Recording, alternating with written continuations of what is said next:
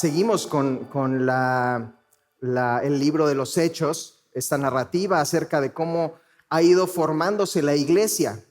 Y bueno, antes vamos a leer el pasaje y vamos a hacer una oración y vamos a hablar un poco acerca del contexto, y para los que no estuvieron las semanas pasadas, poder retomar un poquito y darle hilación a lo que vamos a leer en esta mañana.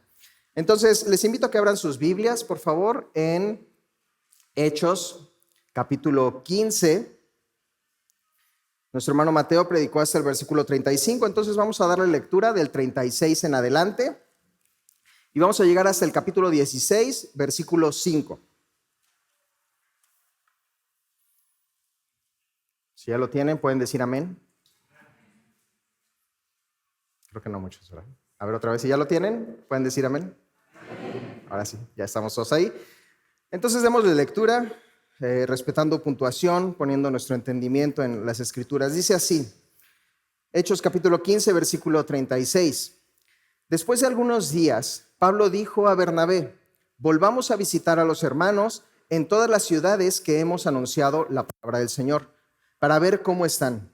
Y Bernabé quería llevar consigo a Juan, el que tenía por sobrenombre Marcos. Pero a Pablo no le parecía bien llevar consigo al que se había apartado de ellos desde Panfilia, y no había ido con ellos a la obra.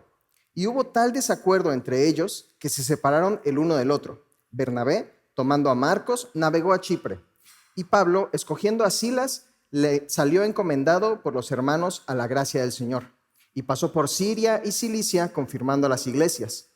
Después llegó a Derbe y a Listra, y he aquí había allí cierto discípulo llamado Timoteo, hijo de una mujer judía creyente, pero de padre griego, y daba buen testimonio de él los hermanos que estaban en Listra y en Iconio. Quiso Pablo que éste fuese con él, y tomándole le circuncidó por causa de los judíos que había en aquellos lugares, porque todos sabían que su padre era griego, y al pasar por las ciudades les encargaba las ordenanzas que habían acordado los apóstoles y los ancianos que estaban en Jerusalén, para que las guardasen. Así que las iglesias eran confirmadas en la fe y aumentaban en número cada día. Vamos a hacer una oración. Padre Todopoderoso y Santo, queremos darte las gracias porque en tu misericordia has querido reunirnos en esta mañana, Señor. Has sido tú quien ha puesto en nosotros el deseo de venir a este lugar, o la invitación, o la disposición de aceptar, pero dentro de nuestros planes es como lo vemos, Señor. Pero en tu bendita misericordia, en tu plan redentor, tú has querido que estemos esta mañana aquí y nos quieres seguir transformando a través de tu palabra. Primeramente, conociendo a tu Hijo Cristo Jesús, pero también demostrando a través de esos pasajes, Señor, cómo tu Espíritu obra en nosotros. Y te rogamos, Señor, que eso sea lo que suceda en esta mañana. Me pongo a tu disposición, Señor. Conoces mi corazón incapaz de poder hacer esto, pero te rogamos, Señor, que seas tú y que seas tú quien haga esta obra. Te lo pedimos y nos ponemos en tus manos. Sé tú nuestro Maestro, Espíritu Santo. En el nombre de Cristo Jesús. Amén. Muy bien, mis hermanos. Pues, coincidentemente, dentro de nuestra perspectiva humana, me tocó explicarles a ustedes un poquito acerca del primer viaje misionero, para aquellos que estuvieron hace algunas semanas. Y vimos cómo salió Bernabé y Pablo de esta ciudad que es Antioquía. Estábamos centrándonos en esta ciudad porque esta ciudad es básicamente la sede de donde están saliendo en varias ocasiones para poder predicar el evangelio. Hemos visto ya la trayectoria, cómo ha sucedido que Pablo fue converso y cómo ha ido evolucionando esta cuestión de expandir el evangelio y de llevarlo hacia de solamente ser algo para los judíos, de poder expandirlo y llevarlo a tierras no judías propiamente, pero sí con algunas personas judías en las sinagogas. Y es lo que veíamos en semanas pasadas, cómo llegaban a algún lugar, predicaban en la sinagoga y había recepción del evangelio, principalmente por los gentiles, pero también por algunos judíos. Y en esta ocasión vemos esta descripción del segundo viaje misionero. Entonces, ya terminó el primer viaje misionero y después tuvimos la semana pasada también una explicación, la predicación de nuestro hermano Mateo, acerca de lo que se conoce como el primer concilio de la iglesia, el concilio de Jerusalén. Cómo Pablo y Bernabé fueron a Jerusalén para poder hablar acerca de estas situaciones, de estas contiendas no pequeñas, como lo describe la Biblia, de esta situación acerca de la circuncisión y cómo los judíos querían que se siguieran manteniendo muchas leyes y normas que los judíos hacían normalmente, pensando que esto es la base de la salvación. Y bueno, para entrar un poquito en contexto, les voy a pedir que vayamos a otro pasaje. El hermano Mateo predicó la semana pasada, acerca de Hechos capítulo 15, ustedes lo pueden leer en casa, pero les voy a pedir que me acompañen a Gálatas. Gálatas es una carta que Pablo escribe posteriormente y va a describir esta situación que vivieron o que el hermano Mateo nos explicó hace una semana. Es Gálatas capítulo 2, versículos del 1 al 10. Y lo va a describir desde otra perspectiva, hablando un poco más enfáticamente, defendiendo su ministerio. Algunos decían, ¿sabes qué? Es que Pablo no es parte de los apóstoles y entonces él no tiene la misma autoridad y por lo tanto a él no le debemos de hacer caso. Y Pablo está defendiendo esto y va a hablar de este encuentro que tuvieron. Y eso es el preámbulo para lo que acabamos de leer, ¿sale? Entonces, tomando eso en cuenta, les voy a pedir que junto conmigo lo lean, por favor. Lo pueden leer en voz alta, mis hermanos. Es bonito que toda la iglesia lea junto. Entonces, por favor, léanlo conmigo. Si ya lo tenemos, Gálatas capítulo 2, versículos 1 hasta el 10. Dice así: Después, pasados 14 años, subí otra vez a Jerusalén con Bernabé, llevando también conmigo a Tito, pero subí según una revelación, para no correr o haber corrido en vano. Expuse en privado a los que tenían cierta reputación el evangelio que predico entre los gentiles. Mas ni aun Tito, que estaba conmigo, con todo y ser griego, fue obligado a circuncidarse. Y esto a pesar de los falsos hermanos introducidos a escondidas, que entraban para espiar nuestra libertad que tenemos en Cristo Jesús, para reducirnos a esclavitud.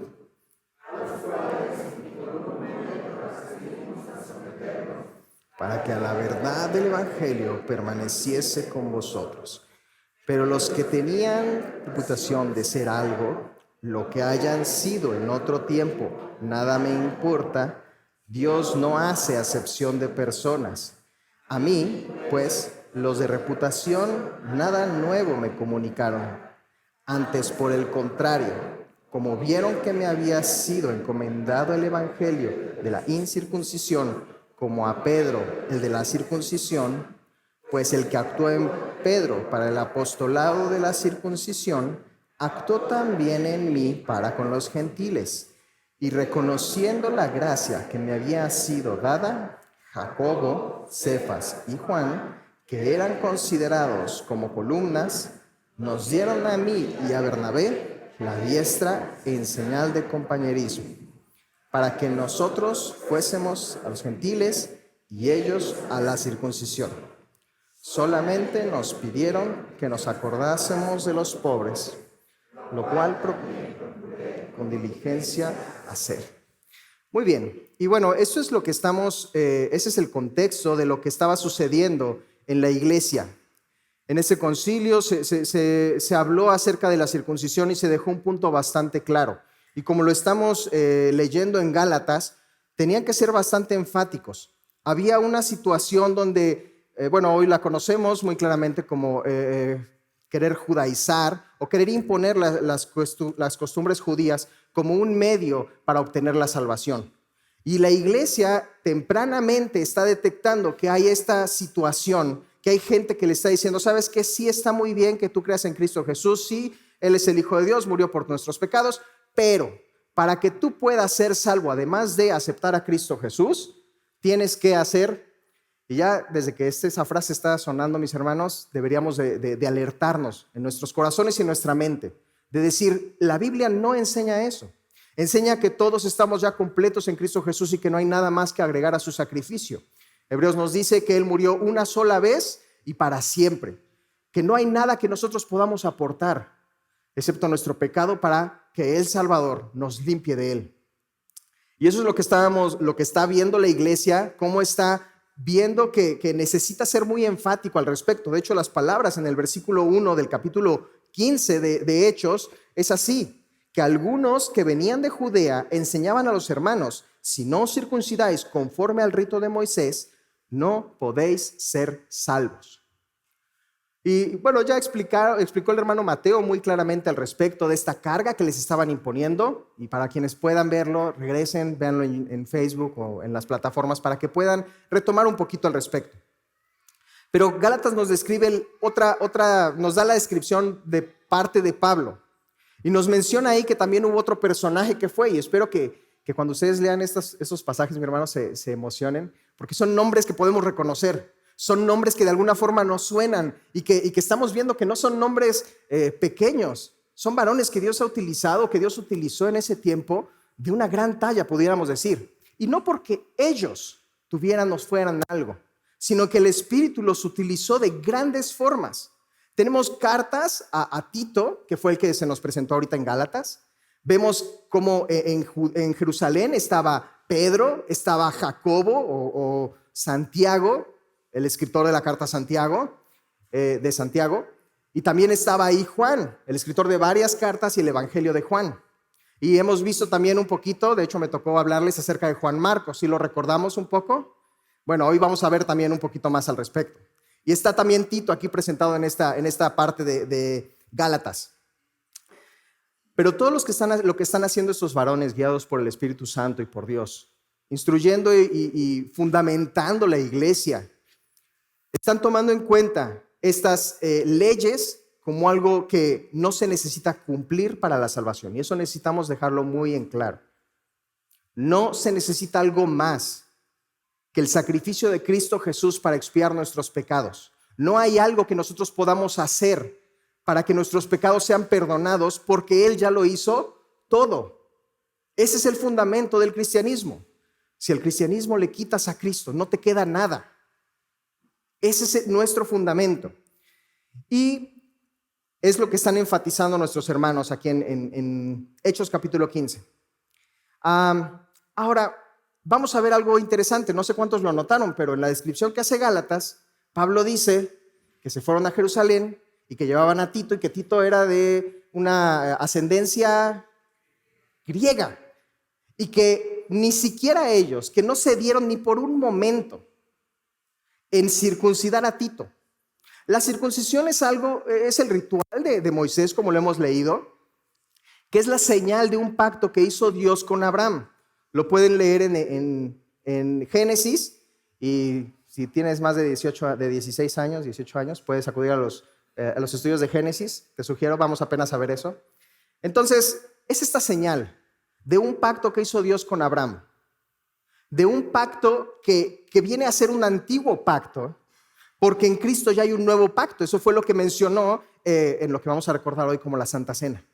Esa es la sangre del nuevo pacto. Y hacer esta diferencia entre los dos pactos es lo que hace que la circuncisión no sirva para nada entre comillas, porque vemos a Pablo que con Tito se comportó de una forma, pero aquí en la descripción de Hechos capítulo 16 está siendo un poco diferente. Y eso fue lo que me llamó la atención, y vamos a estudiar un poco. Entonces, ¿de qué nos está sirviendo la circuncisión, o por qué Pablo está actuando de esta forma? ¿Qué es la diferencia entre Tito y Timoteo? Bueno, para empezar vamos a ver el contexto. Empezamos desde el versículo 36 del capítulo 15, que después de algunos días Pablo le dijo a Bernabé, y si recordamos el primer viaje misionero fue un tanto diferente. Hay muchas diferencias entre el llamado al primer viaje misionero y el llamado al segundo viaje misionero. Y eso debe de entrar en nuestros corazones, mis hermanos. En el primer viaje misionero, la más grande diferencia quizá es que el Espíritu les habla a los hermanos mientras están en ayuno y oración. En esta ocasión es un poco diferente. En el primer viaje misionero, el líder aparentemente, o el que decide hacia dónde van a ir y está guiando las situaciones, es nuestro hermano que ya conocemos, Bernabé. ¿Recuerdan cuál es el significado del nombre Bernabé? Bernabé sí lo debe saber, pero... hijo de consolación. Ya hemos visto bastantes cosas de nuestro hermano Bernabé aquí. Y la otra cuestión es que llevaron consigo a alguien más. ¿Lo recuerdan? Al sobrino de Bernabé llamado Juan Marcos. Bueno, la situación difiere en esto. El segundo viaje misionero no es el Espíritu Santo hablando directamente o explícitamente más bien a unos hermanos. Definitivamente es el Espíritu Santo, mis hermanos, pero vean cómo se desarrolla esto. Pablo, después de algunos días, le dijo a Bernabé: volvamos a visitar a los hermanos en todas las ciudades que hemos anunciado la palabra del Señor para ver cómo están. Aquí hay algo muy interesante. Pablo fue llamado en el capítulo 13 para llevar el evangelio a todos estos lugares. Bernabé también fue llamado a esto. Pero años después o meses después, hay una preocupación aún pendiente de Pablo por esos hermanos. Ya fuimos, ya predicamos el evangelio, ya regresamos. Pero en Pablo hay algo en su corazón que no lo está dejando tranquilo. ¿Cómo están los hermanos en aquellos lugares? No sé bajo qué circunstancias, la Biblia no nos lo describe. Pablo encuentra esta preocupación en sí mismo. Pero entendemos que él ha estado a lo mejor orando por los hermanos, preocupado por si el evangelio ha seguido expandiéndose, si han tenido persecución, si han tenido oposición. Y bajo estas circunstancias Pablo está preocupado. ¿Cómo estarán los hermanos? Y entonces le dice a su compañero de viaje, Bernabé: ¿qué te parece si volvemos a ir, volvemos a visitar? Mis hermanos, esta preocupación es el Espíritu Santo hablando a través de Pablo. Y aunque pudiéramos pensar o esperar que el Espíritu Santo siga hablando como lo ha hecho, y de hecho lo va a volver a hacer en el capítulo 13, también necesitamos estar pendientes de cómo el Espíritu Santo habla a la iglesia constantemente. Y no necesariamente es a través de cuestiones sobrenaturales, una voz o circunstancias demasiado extrañas en nuestra vida. Muy probablemente hay ciertas preocupaciones en tu vida y por alguna razón, mientras estás orando al Señor, te llega el nombre de un hermano. No hagas caso omiso a eso. No hagas caso omiso a lo que Dios te está diciendo en esos momentos. Si hay alguna preocupación por algún hermano, no la hagas solo preocupación, hazla una ocupación. Ve con los hermanos, habla con ellos, ora por ellos, pregúntale si puede haber algo en lo que a lo mejor Dios requiere tu apoyo. Bueno, no Dios, nuestro hermano requiere tu apoyo en oración. Este tipo de situaciones es lo que está guiando a Pablo a de emprender un segundo viaje misionero. La preocupación por sus hermanos. Y eso debe de hacerse presente. El libro de Hechos nos habla muchas cosas acerca de la iglesia. Esto es la iglesia. Personas que se preocupan por otras. Y entonces Bernabé dice que básicamente accede y en esta situación donde el Espíritu Santo les está hablando, sucede lo que ya vimos acerca de Juan Marcos. Y quisiera que nosotros intentáramos entrar en este pensamiento, como si nosotros fuéramos Pablo o Bernabé, porque esta situación es más común de lo que nosotros pensamos. Está Pablo y Bernabé planeando su segundo viaje misionero, y entonces Bernabé dice: oye, ¿qué te parece si como la primera vez nos llevamos a mi primo, a mi sobrino? Y Pablo aquí como que ya no le gustó mucho el asunto. Y nos menciona, Bernabé quería llevarse consigo a Juan, el que tenía por sobrenombre Marcos. Pero Pablo no le parecía bien llevar consigo al que se había apartado de ellos desde Panfilia. Y no había ido con ellos a la obra. Mis hermanos, esta es la iglesia. Esta es la iglesia del Señor. Y en la iglesia del Señor hay desacuerdos. ¿Ok? No son 4 paredes donde todo es color de rosa. Porque, por si no lo has notado, y sin afán de ofendiéndome primero a mí mismo, somos bien imperfectos acá adentro. Y allá afuera también. Pero acá adentro uno piensa: no, allá de seguro todos se llevan bien, todos se aman, todos se quieren, todos lo tienen en común. Y aunque ese es el ejemplo de la Biblia, en la forma práctica, creo que todos podemos acordar que no siempre es así. Hay desacuerdos. Y a veces uno piensa de una forma y el otro piensa de otra. Eso sucedió desde estos momentos de la temprana iglesia. Pablo no le parecía bien. Y acá hay 2 puntos. Y creo que todos podríamos tener enfrente esta situación. Bernabé, el hijo de consolación, Sí, Juan Marcos se apartó de nosotros, se fue, no quiso ir con nosotros, pero ¿qué te parece si le damos una segunda oportunidad a Juan Marcos? Y creo que todos en teoría diríamos, pues sí, segundas oportunidades, eso es bueno. A todos nos gusta que nos den segundas oportunidades, ¿no? O terceras, quintas, enésimas. Pero ya viéndolo desde la forma práctica, la verdad es que eso muy pocas veces lo hacemos. Cuando se trata de nosotros, sí, queremos segundas y terceras oportunidades. Y Pablo aquí está siendo muy enfático. Ojo, no quiero decir que alguno de los dos se equivocó, porque no. La iglesia se compone de toda esta gama de posturas para con no todos los hermanos. Bernabé dando esta consolación a Juan Marcos. Mira, no te preocupes si te fuiste, igual ni nos avisaste, nos dejaste ahí parados. Pero vamos, hay un segundo viaje misionero. ¿No quieres ir con nosotros? Y por otro lado, muy aparte, Pablo diciendo, no. A ver, esta es obra del Señor y esto se hace con seriedad. Y recordamos, ¿no? Pablo, ¿de dónde venía? De un contexto judío, de un contexto no solamente judío. Él mismo se va a hacer llamar, bueno, no se va a hacer llamar. Él va a comentar que él era fariseo de fariseos. A los que hablaban alguna herejía contra la religión judía, no les daba una advertencia, los mandaba a matar. Esta postura y este carácter de Pablo lo vamos a ver acá, dentro de la iglesia. Y no estoy diciendo que esté incorrecto, porque en la iglesia se necesitan ambas situaciones. Se necesita, por un lado, que entendamos que en la iglesia es una cuestión seria y que el evangelio es algo que debe ser dignificado y honrado por nuestras vidas.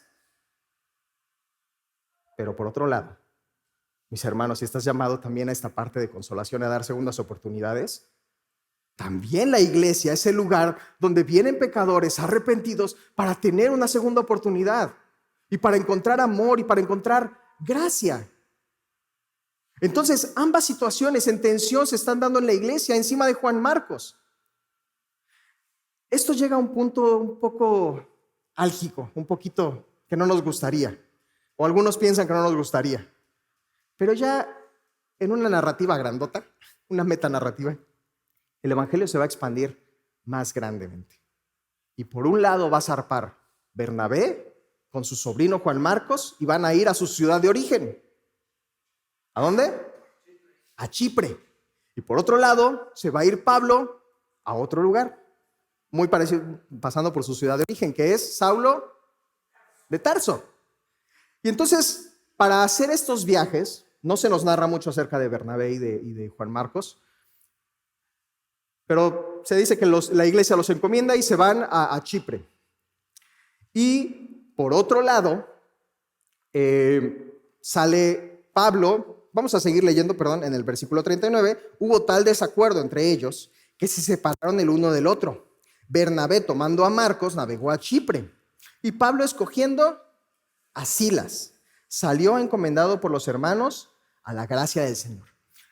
Recordamos a Silas de la semana pasada. El hermano Mateo nos habló de su nombre completo. ¿Alguien se acuerda de eso? Silvano, que era un nombre un tanto no nada judío, más griego o gentil, y que quizá tenía una postura un poco más como Pablo, de ir hacia los gentiles, hacia los no judíos. Entonces Pablo ve en él a alguien que puede apoyarlo en el ministerio. Mis hermanos, en el ministerio se necesita siempre apoyo. ¿Qué tan dispuesto estás a que alguien te llame? Eso siempre es necesario. Silas, aparentemente no se nos describe mucho acerca de él, pero está tan dispuesto que Pablo lo eligió y él dijo, vámonos, vamos a predicarle a los gentiles. Entonces Silas se va con Pablo y es un poco gracioso, según yo, como dice esto, se van a la gracia del Señor. No están muy seguros a lo mejor hacia dónde van a ir, no están muy seguros de hasta dónde van a llegar, pero definitivamente van encomendados con la gracia del Señor. Y lo que menciona acá es que pasan por Siria, pasan por Cilicia, y tenemos por ahí un mapita, si lo podemos poner, por favor. Está un poquito chiquito, es que el viaje de Pablo, el segundo viaje de Pablo, sí está, pues sí los llevó, la gracia del Señor los llevó bien lejos. Entonces, pero no vamos a verlo todo, no se preocupen mis hermanos. Estamos en esta parte donde está Antioquía, a su derecha. Antioquía de Siria, que es la que está allá, el punto número 7, ¿sale? El segundo viaje misionero es la flechita morada. Y entonces se van, suben pasando por Tarso, y nos menciona ahí que se van pasando por Siria y Cilicia, confirmando las iglesias. Y para aquellos que les gusta la etimología de las palabras, esta palabra confirmación está bien bonita, les sugiero que la busquen. Se menciona varias veces en estos capítulos, entonces hay un punto que no nos va a dar tiempo de tocar, pero para aquellos que les guste o los que sepan griego, no, los hermanos que están en el seminario también. Y llegan pasando Tarso hasta Listra, Derbe, Iconio, que esta es la parte de las iglesias que habían visitado. Esa es la segunda parada prácticamente, la segunda parada del primer viaje misionero. Entonces, por un lado salió Bernabé hacia la islita que está ahí en medio de toda esa zona, que es Chipre, y por otro lado se va Saulo a la parte norte de Chipre, pero es la parte sur de Galacia, y a toda esta zona, donde ya habían confirmado algunas iglesias, donde ya habían establecido ahí iglesias. Ya vimos lo que pasó en capítulos anteriores. Y eso es lo que sucede para que nosotros podamos entender lo que va a describir el capítulo 16. Solamente para poner un poquito más en contexto esta situación. A Juan Marcos, en el versículo 39, la palabra que se utiliza ahí es un desertor. Pablo está siendo enfático al respecto. Este es un desertor, no quiso ir con nosotros. No se preocupen, esta historia no se acaba acá, como se los dije la otra vez. A Juan Marcos lo vamos a ver en repetidas ocasiones. Incluso algunas de las frases que utiliza Pablo para poder hablar al respecto de Juan Marcos son bien hermosas, porque a Juan Marcos le llama posteriormente una persona útil al ministerio. Eso lo vemos en 2 de Timoteo 4:11. En Filemón 24, Pablo se le está hablando, se le está diciendo como un colaborador, como un sinérgico, alguien que me ayuda, que cuando yo obro con él hacemos más de lo que yo haría solo o él por su lado. Esa es la historia de Juan Marcos, mis hermanos. Sí, Pablo está siendo muy duro con él ahorita, pero posteriormente Juan Marcos es alguien que Dios utiliza grandemente. En Colosenses capítulo 4 versículo 10, Pablo le menciona como un recomendado. Por favor, recíbanlo. Él ha sido de consuelo para mí. Así que mi hermano, aquí estás en la iglesia del Señor. Y en la iglesia del Señor hay desacuerdos. En la iglesia del Señor hay reprensión. Pero también en la iglesia del Señor hay gracia y hay segundas oportunidades. Ese es el contexto. Impulsados por todo esto, es que sale Pablo, Silas, hacia estos lugares que acabamos de ver en el mapa. Se van hacia Tarso, confirman las iglesias que están en Siria y Cilicia y llegan hasta Derbe y Listra, con los hermanos que ya conocían, hermanos que fueron los que iniciaron este viaje. La preocupación de Pablo era llegar hasta este lugar por lo menos y saber cómo están estos hermanos. Y Pablo cumple ese objetivo junto con Silas. Y aquí es donde entra en juego el siguiente personaje de nuestra historia. Versículo 1 del capítulo 16. Después llegó a Derbe y a Listra. Y he aquí, había allí cierto discípulo llamado Timoteo. Mis hermanos, están encontrando a otro personaje, como utilizando las palabras del capítulo anterior, no pequeño. Una persona que ahorita aparentemente es un joven, es muy, muy joven, pero que nos lo describen como alguien que tenía un buen testimonio entre los hermanos de Listra y además de Iconio. Es un niño prácticamente. Pero este personaje es a quien Pablo le va a dedicar 2 cartas, hablando de las cuestiones pastorales y de cómo liderar una iglesia. Este personaje Pablo le va a llamar mi verdadero hijo en la fe. Estamos viendo los inicios de una persona, mi hermano. No sé qué tan joven seas o qué tan joven te sientas. Nunca es demasiado temprano para inmiscuirte en los terrenos del Señor. A lo mejor tú te crees un tanto incapaz y es justo lo que habla el versículo que más utilizamos de Timoteo: ninguno tenga en poco tu juventud. Bueno, a lo mejor tú ya no te sientes tan joven físicamente hablando, pero te sientes un poquito joven en el Evangelio. El Señor puede usar a alguien dispuesto, no a alguien necesariamente joven, no a alguien necesariamente maduro o mayor, a alguien dispuesto. Y Timoteo es el ejemplo de una persona que estaba dispuesta. Siendo un niño, ya habíamos escuchado un poco acerca de él anteriormente, pero en esta ocasión se nos presenta, lo encuentran y Pablo ve en él algo que llama tanto su atención que le dice: quiero que vaya con nosotros a recorrer, a continuar este viaje y expandir el Evangelio. Y venimos, les decía yo, venimos viene Pablo, de haber hablado con Pedro, de haber hablado con Jacobo, con Juan, de haber sido acompañado por Tito, por Bernabé, por ahí anda también Juan Marcos. Mis hermanos, esta es la historia de la iglesia, se está desarrollando en estos pasajes, en estas líneas.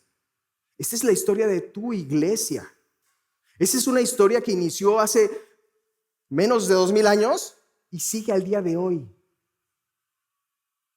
Eso debe de poner en nuestro corazón un sentir de trascendencia que solo el Evangelio puede lograr.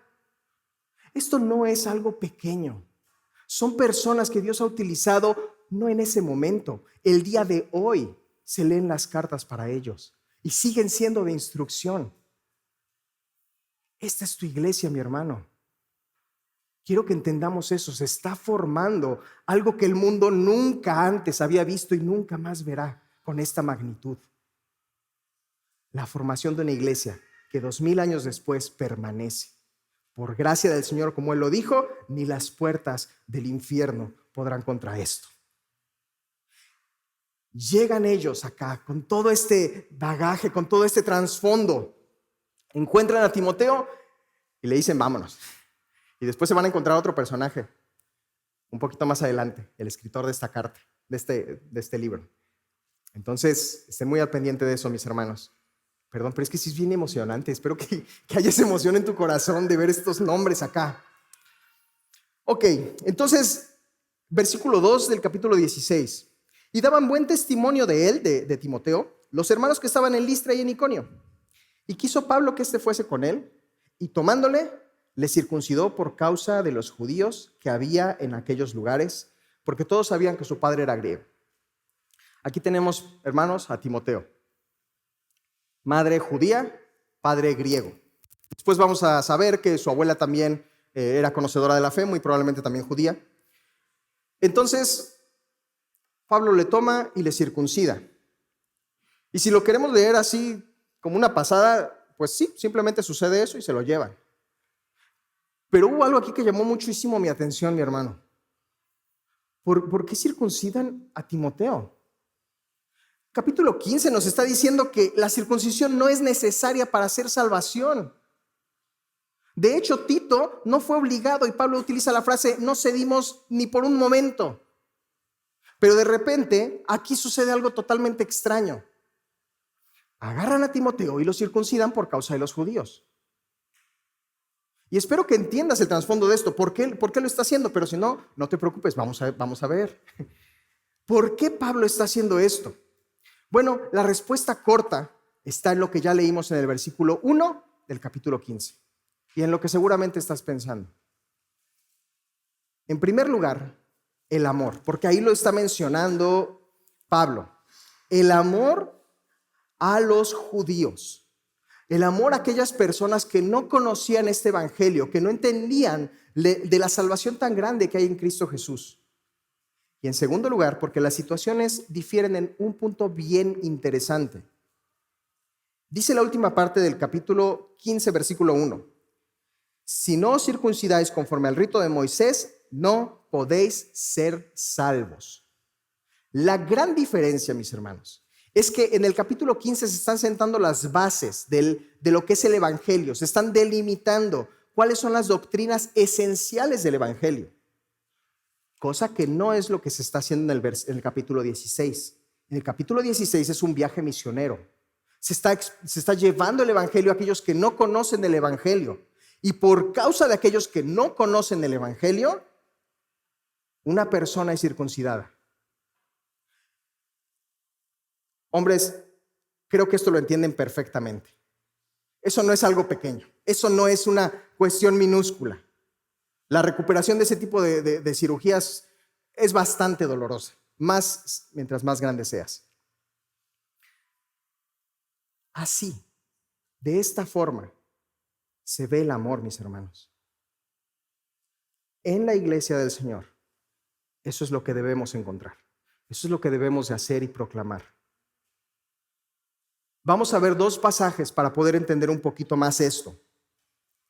Vamos a 1 Corintios, por favor.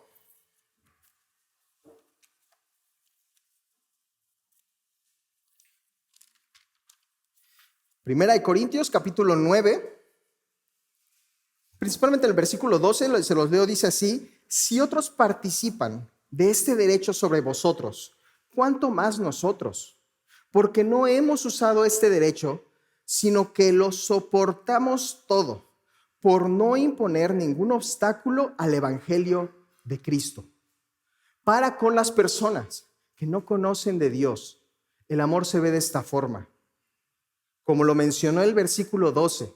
Y no solamente el versículo 12, adelante lo va a mencionar desde el 20 hasta el 27. No lo vamos a leer todo, mis hermanos, si quieren irlo leyendo adelante, pero escuchen esto. En los versículos que estoy mencionándoles, 1 Corintios capítulo 9, la forma en que se demuestra el amor para con aquellos que no conocen del evangelio es poder ceder su derecho. Y vimos exactamente este mismo tema la semana pasada con los jóvenes. ¿Cómo es que alguien no reclama lo que le pertenece a sí mismo por derecho? Se está hablando que para con las personas de afuera, para con las personas que no conocen de Dios, tienen un objetivo muy claro. Ese objetivo es el evangelio, poder predicarlo, que ellos lo entiendan, no solamente que lo entiendan doctrinalmente hablando, mentalmente hablando, que lo sientan, que puedan entender que ese amor es palpable. Dice 1 Corintios, no reclamando o exigiendo ese derecho. Y me encanta esa frase en el versículo 12, sino que, ¿cómo dice? Lo soportamos, lo sufrimos, lo damos por amor. Eso es lo que está sucediendo cuando circuncidan a Timoteo. Renuncian al derecho. Sí, no es necesario. Para salvación no se necesita. Pero por causa del amor a otros, y lo que nos mencionaba nuestro hermano Pedro Rojas al final de la predicación la semana pasada. Si por otros puedo hacer algo que no les sea de tropiezo, lo haré. No voy a aferrarme a un derecho, aunque me pertenece, sí. Pero por amor a otros estoy dispuesto a cederlo yo. Eso es lo que está pasando. No reclamando o exigiendo, pasando por alto, sufriendo, cediendo. Eso es un ejemplo de humildad. Eso es un ejemplo de alguien que no está diciendo, es que a mí me toca. Es que ya van varios hermanos que pasan y ahora me toca a mí. Es que ¿por qué no se hace esto? Es que ¿por qué no me llaman? Es que ¿por qué yo? ¿Por qué yo no? ¿Por qué no me? Eso no es lo que está sucediendo, mis hermanos. Lo que está pasando aquí es que para ganar a los judíos, como dice el versículo 20, para ganar a los que están sujetos a la ley, para ganar a los que están sin ley, para que de todos modos alguno se salve, Pablo está cediendo. Y vemos este pasaje como a Pablo como un camaleón, cambiando, adaptándose al entorno, viendo de qué forma puede hacerse a los demás para poder darles el evangelio, no cediendo en el evangelio, cediendo él para que el evangelio llegue. Eso es importante, mis hermanos. Para que las personas puedan escuchar del evangelio de ti, a veces vas a tener que ceder. A veces no va a ser tan fácil llegar y predicarle a alguien. En alguna ocasión escuché una frase que mencionaba algo como, para poder predicarle el evangelio a alguien te tienes que ganar el derecho de predicarle el evangelio, de que te escuche. Porque el día de hoy alguien escucha de Dios y te cierra las puertas, cierra sus oídos luego. ¿Qué tanto has esforzado tus derechos? ¿Has cedido para que alguien más pueda escucharte? O para que alguien tenga el interés de escucharte. Oye, ¿qué es eso de tu Dios? Es que te veo y hay algo que me llama la atención en ti. ¿Qué es eso de tu Dios? ¿Qué tanto has estado cediendo para que el evangelio sea proclamado a los que están alrededor de ti? Pablo se está transformando en este pasaje. Dice que a los que son con ley se hace como si fueran con ley. A los que están sujetos a la ley, él no estándolo, se sujeta a la ley. Y a los que están sin ley, como si él estuviera sin ley, con tal de ganar a los que están sin ley. Me he hecho, dice el versículo 22 de 1 Corintios 9, me he hecho débil a los débiles. Y estas no son palabras pequeñas, mi hermano. Pablo tenía una formación teológica fuerte, increíblemente fuerte. Pero con tal de predicar el evangelio, se hace débil. Eso es amor. Eso es lo que representa la iglesia, el amor de Cristo para con los demás, para contigo, que alguna vez estuvimos perdidos, para con los que aún están perdidos, para tus hermanos que no han regresado aquí aún, que no se han acercado a la iglesia o a Cristo Jesús más bien. Dice el versículo 23, y esto hago por causa del evangelio, para hacerme copartícipe con él. Está hablando de Cristo Jesús, para que yo pueda parecerme, aunque sea un poco, a quién es Cristo Jesús, para que yo pueda ser llamado un Cristo pequeño o alguien que se parece a Cristo, para que yo pueda ser un verdadero cristiano, tengo que hacer eso, ceder, humillarme, no exigir mis derechos, con tal de que eso suceda. Y lo sigue describiendo Pablo hasta el versículo 27.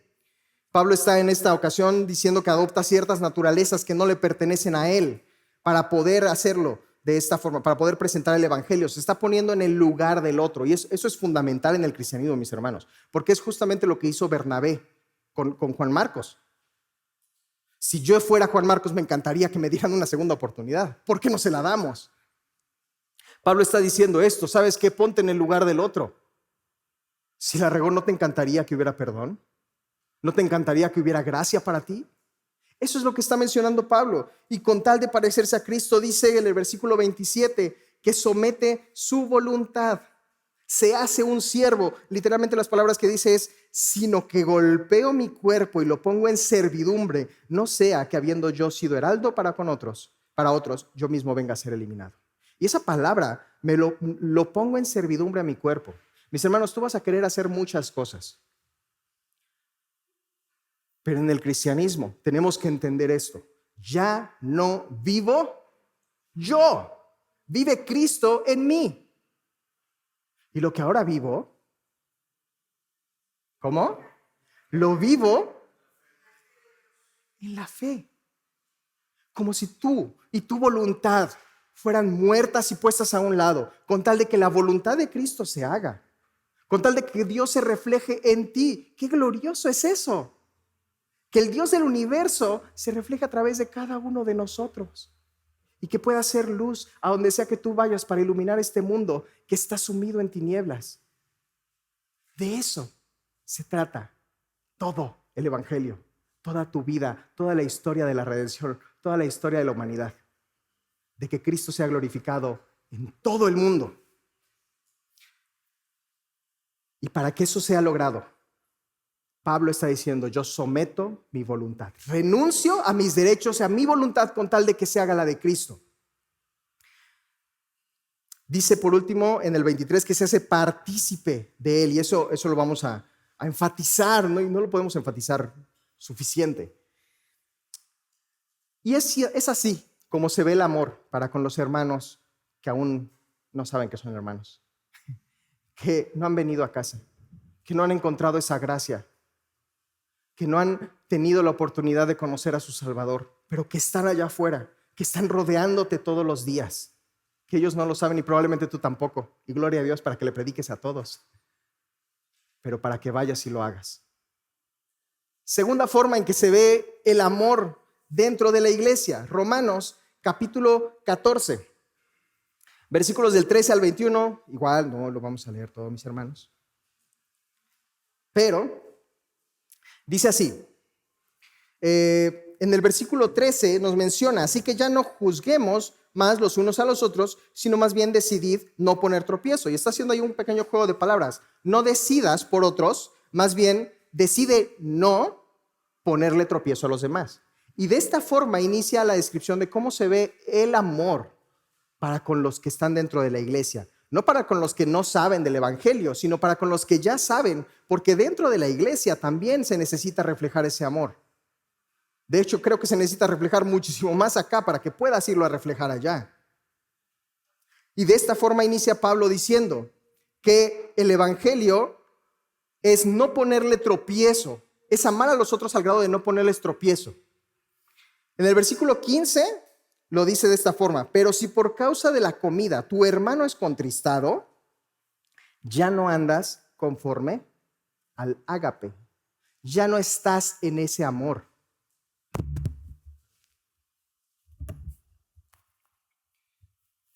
Disculpa. Ok. En el versículo 15 dice así: si tu derecho contrista al hermano, no andas en amor. En el 15, la segunda parte, dice así: no hagas que por la comida tuya se pierda aquel por quien Cristo murió. Suena fuerte.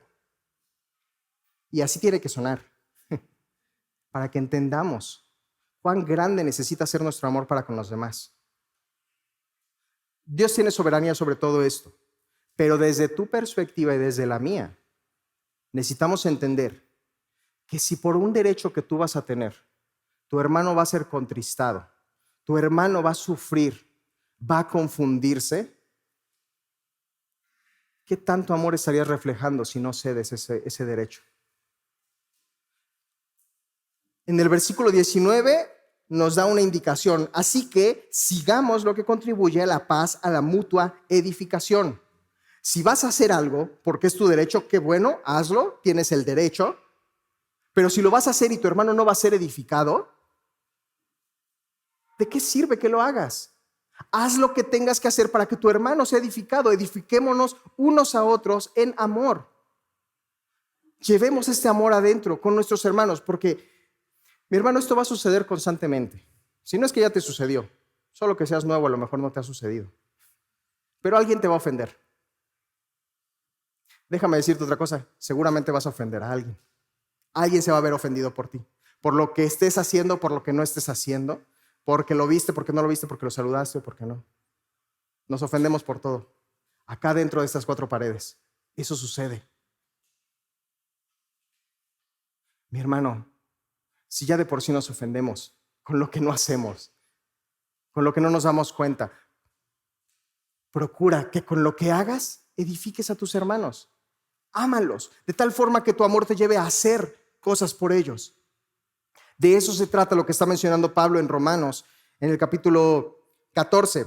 En el 15, uno dice que los fuertes, en el capítulo 15, versículo 1 de Romanos, dice: así que los que somos fuertes debemos soportar las flaquezas de los débiles y no agradarnos a nosotros mismos. ¿Ya viste que esta idea de someter tu cuerpo, someter tu voluntad, ceder tus deseos, se sigue repitiendo?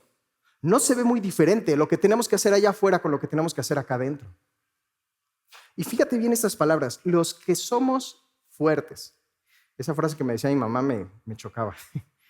Cuando me peleaba yo con mi hermano era como de: pero es que tú eres el mayor, en ti debe caber la prudencia. ¿Y sabes por qué me chocaba? Pues porque era cierto. Porque los que son mayores, los que son fuertes, mi hermano, si tienes alguna fortaleza, y no estoy hablando necesariamente de cuestiones doctrinales, si tienes de alguna forma alguna fortaleza, si eres fuerte físicamente, si eres fuerte espiritualmente, si eres fuerte económicamente, soporta, sufre a los que no lo son. Eso es lo que está diciendo Pablo. Sé tú el que cede. ¿No te encantaría que se dieran contigo? Porque está bien padre cuando eres el débil, ¿no? Y el hermano te ama y ves ese amor. Pero cuando nos toca amar, a veces ahí como que dices, ay no, mejor que el hermano, ¿por qué se ofende? Yo estoy bien. Y eso sucede, más de lo que creemos, más de lo que nos dicen. Seguramente ya sucedió 20 veces y te enteraste de una. Soporten los fuertes las flaquezas de los débiles y no se agraden a sí mismos. Mis hermanos, todos tenemos áreas débiles. Desconozco cuáles sean las tuyas, apenas sí sé cuáles son las mías. Y a veces yo me ofendo por algo que hizo otro hermano. Y sí, Pablo está diciendo que los que son fuertes, los que pueden ofender, evita hacerlo. Y que si te estás ofendido, bueno, perdona, da gracia. A lo mejor no fue la intención de tu hermano, ve y habla con él. Si tienes algo en contra de tu hermano, ve y habla con él. Esa es la indicación para la mesa del Señor, de hecho. Entonces, dice aquí que soporten las flaquezas, los fuertes, de los débiles. Y a lo mejor ustedes te puedes sentir fuerte en alguna área y te puedes sentir débil en otras. Esto no quiere decir que un hermano va a ser fuerte en todas sus áreas. A veces vas a flaquear de otras cosas que a lo hermano de junto ni por enterado. O sea, él no tiene esas luchas contigo, ni ese tipo de luchas. Y entonces es hermoso que alguien más pueda venir a ayudarte al respecto en tu debilidad y reconocerte débil en esas áreas, porque todos lo somos. Todos somos débiles en muchas cosas y somos fuertes en otras. Qué gran idea del Señor poner gente débil con gente fuerte para que se soporten, ¿no lo crees? Es hermoso. Voltea a tu alrededor. Es justo lo que está sucediendo hoy aquí. Hay un hermano fuerte para tu debilidad, búscalo, entérate. Mi hermano fuerte, hay por ahí un débil que necesita de ti. Ve y habla con ellos. Ese es el cuerpo de Cristo. De eso se trata. Todo lo que estamos viendo en esta mañana. No nos toca juzgar esa separación a lo mejor de lo que vimos acá, no nos toca juzgar a lo mejor cómo es que el hermano ya tiene tantos años en el evangelio y sigue siendo débil. Eso es de él con el Señor. Y lo va a mencionar también. El siervo para su Señor está de pie. Y si cae, su Señor lo soportará. Pero a ti que eres fuerte, te toca soportar las debilidades, las flaquezas de los débiles. Mi hermano, solamente una última advertencia al respecto. Si te encuentras ofendiéndote por todo, lo más seguro es que no estés dentro del grupo de los fuertes. La invitación siempre va a ser esa. Procura hacerte fuerte. Procura estudiar la palabra del Señor, ver esas doctrinas, instruirte en el amor del Señor y ser fuerte para alguien más. Poder ser bendecido por el Señor para que tú vayas y bendigas a los que están junto a ti. Pero eso no se trata de que te puedes ofender con todos y que es que ya me ofendiste, mi hermano, tú tienes que ceder. Ya lo dijo el hermano Luis David. No, yo no estoy diciendo eso. Si te estás ofendiendo, búscale un poquito. Pero si ofendiste a alguien, ve y pide perdón. Lo necesitamos, todos. Hasta los que se paran acá al frente. Más los que nos paramos acá al frente. ¿Sabes qué? Pablo no está diciendo algo diferente. Pablo no está haciendo... Bueno, vimos lo que Pablo dijo en estas cartas.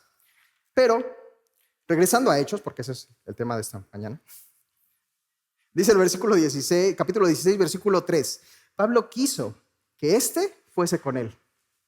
Que Timoteo, que era hijo de una mujer judía, pero su padre era griego, probablemente alguien en eminencia, probablemente alguien que todos conocían y lo tenían bien ubicado. Era un judío, era griego, su padre. Y entonces quiso Pablo que Timoteo fuese con él y tomándole le circuncidó. Y ahora sí puedes leer esta frase con mucho más entendimiento, ¿no? Le circuncidó por causa de los judíos que había en aquellos lugares, porque todos sabían que su padre era griego. El ejemplo que está dando aquí Timoteo, que está dando Pablo, el sufrimiento que pudo haber tenido Timoteo, cómo Pablo está cediendo, no es algo anormal en este pasaje.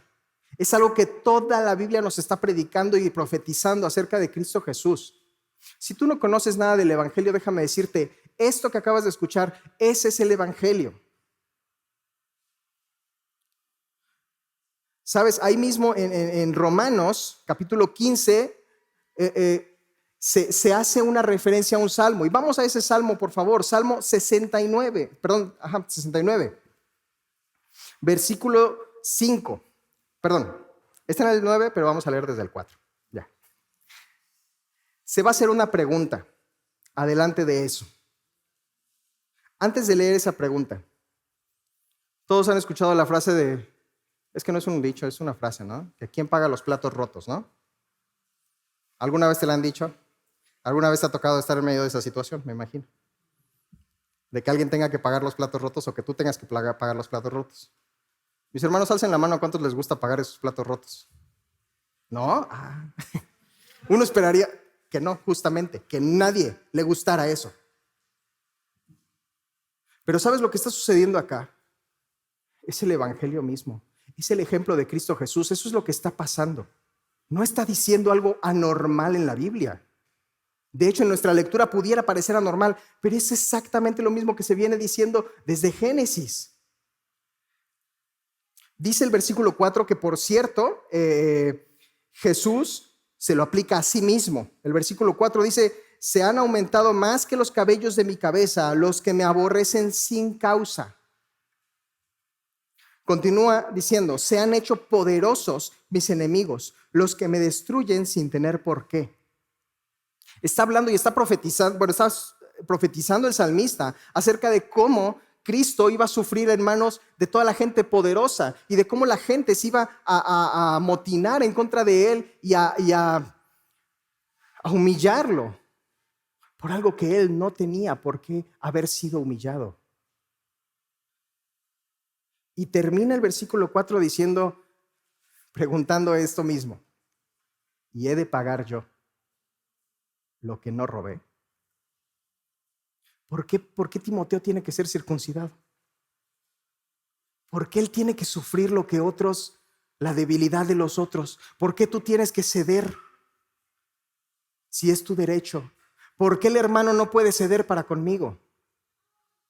Porque el ejemplo de Cristo al que tú estás llamado a seguir, el ejemplo que nos dio nuestro Señor al venir por nosotros a este mundo, es exactamente ese. ¿Sabes? La pregunta de ¿y he de pagar yo lo que no robé? Tiene una respuesta unos versículos después. Si tú fueras el que tiene que pagar esos platos rotos, no necesito preguntártelo, ya te lo pregunté. Tú no los quieres pagar, ni yo tampoco. Pero ¿sabes qué dijo Cristo? No te preocupes, yo los voy a pagar. Ese es el Evangelio, mi hermano. Por eso estás aquí. Porque alguien pagó tus platos rotos. Porque alguien vino no teniendo por qué pagar nada. Tu ofensa hacia Dios, Él quiso pagarla. Y ese es el amor que está moviendo a Pablo a irse de una ciudad donde estaba perfectamente cómodo, donde tenía su posición de liderazgo ya hecha, dejar eso e irse a vagar por toda Europa a la gracia del Señor para buscar a los perdidos. Ese es el mismo ejemplo de Cristo. Pablo no tenía por qué hacerlo, pero cediendo sus derechos, va y lo hace. El versículo, de hecho, 9, también Juan lo aplica a Cristo Jesús. Porque me consumió el celo de tu casa. Cuando lo ven haciendo la limpieza del templo, dicen, y los apóstoles entendieron esto. Se trataba de este versículo. Se trataba de esta profecía. El celo de la casa del Señor lo consumía. Y ve esta descripción en Salmos. Dice así: Dios, tú conoces mi insensatez y mis pecados no te son ocultos. Y empieza a profetizar acerca de Cristo. No sean avergonzados por causa mía los que en ti confían, o no sean confundidos. Oh Señor Jehová de los ejércitos, no sean confundidos por mí los que te buscan, oh Dios de Israel. Porque para cualquiera pudiera ser una confusión que el Hijo de Dios tuviera que morir en la cruz. Sí, es algo bastante extraño.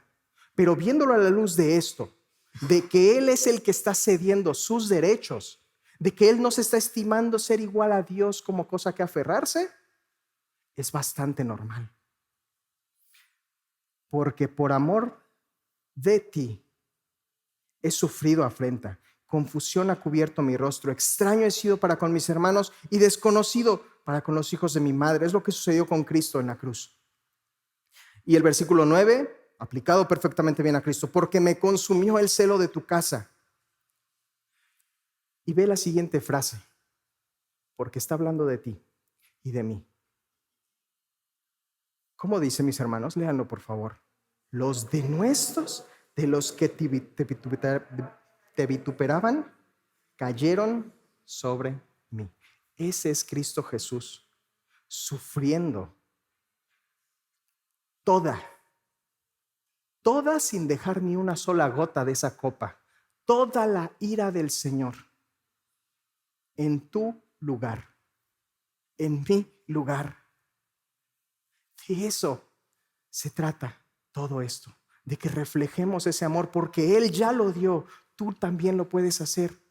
Y porque Él se dio, porque Él nos amó hasta la muerte, tú puedes hoy amar al que está junto a ti.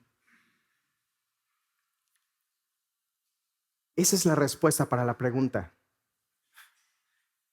Cuando se le hace esta pregunta a Cristo, he de pagar, cuando Él hace esta pregunta, ¿he de pagar lo que no robé? Cristo dice, sí, los denuestos de aquellos que te vituperaban fueron sobre mí. Yo lo soporté, yo lo sufrí. Es el ejemplo de Cristo, mis hermanos. No es otra cosa diferente. Dice la palabra de Romanos 15, que es esta misma última frase del versículo 9. Los denuestos de los que te vituperaban, cuando dice cayeron, está hablando de que como el mar, mis hermanos, con esa fuerza imponente de las olas, arremetieron contra Cristo todas tus ofensas, todas y cada una de ellas. No quedó ni una, mi hermano, todas Él las llevó a la cruz. Eso es lo que está sufriendo Cristo en la cruz. Por eso es glorioso, porque Él es la única persona que no merecía morir, porque Él es el Hijo de Dios. Por Él fueron creadas todas las cosas. A Él le dan gloria todas las criaturas y las cosas de este planeta. Y Él se puso en tu lugar y en el mío para sufrir la ira de Dios. Es Él el que se dio su derecho, es Él el que no lo reclamó, el que lo pasó por alto todo, el que sufrió, el que se dio, el que dio ejemplo de humildad. Él tomó una naturaleza que no le pertenecía, se puso en el lugar de aquel que no debía. Sometió su voluntad al Padre, se hizo siervo.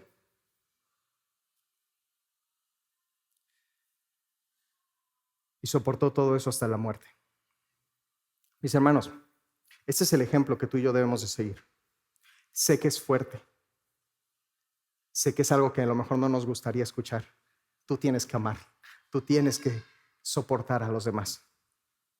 Pero sabes, si ese es el ejemplo de Cristo, no importa qué tan fuerte sea, estamos llamados a hacerlo. Y entiendo que es fuerte. ¿Sabes qué tan fuerte es? Es fuerte como la muerte. Fuerte como la muerte es el amor. El amor de nuestro Salvador, por ti y por mí. Eso es lo que estamos viendo. Eso es el amor que Dios nos ha dado para reflejarlo a otros, para poder amarnos los unos a los otros. Y lo vas a necesitar, mi hermano, porque en estas 4 paredes nos ofendemos y ofendemos a todos. Y necesitamos amor. Eso es lo que está plantando Pablo en las iglesias de toda esta zona. En Hechos capítulo 16, el último versículo, los últimos versículos dice así, el 4 y el 5, que es con lo que vamos a concluir. Dice, y al pasar por las ciudades, les entregaban las ordenanzas que habían acordado los apóstoles y los ancianos que estaban en Jerusalén para que las guardasen. Y exponiendo este amor, exponiendo todo esto, fíjate cuál es la consecuencia de una buena enseñanza de doctrina, acompañada de un ejemplo de amor. No van y les enseñan doctrina y ya apréndete esto y tus 5 solas y los catecismos, no. Van, enseñan todo eso y además expresan, lo hacen palpable el amor. Así que las iglesias eran confirmadas en la fe y aumentaban en número cada día. Qué hermoso, ¿no crees? Qué hermoso sería que eso pasara en tu iglesia, ¿no lo crees? Que cuando nos instruimos en la palabra del Señor y expresamos ese amor para con los hermanos y con los de afuera, Dios permita que nuestra iglesia sea confirmada en la fe y aumentando en número. Que Dios muestre su espíritu obrando en nosotros, mis hermanos, a través de ese amor. Eso es lo que quería compartirles y animarlos a amarse.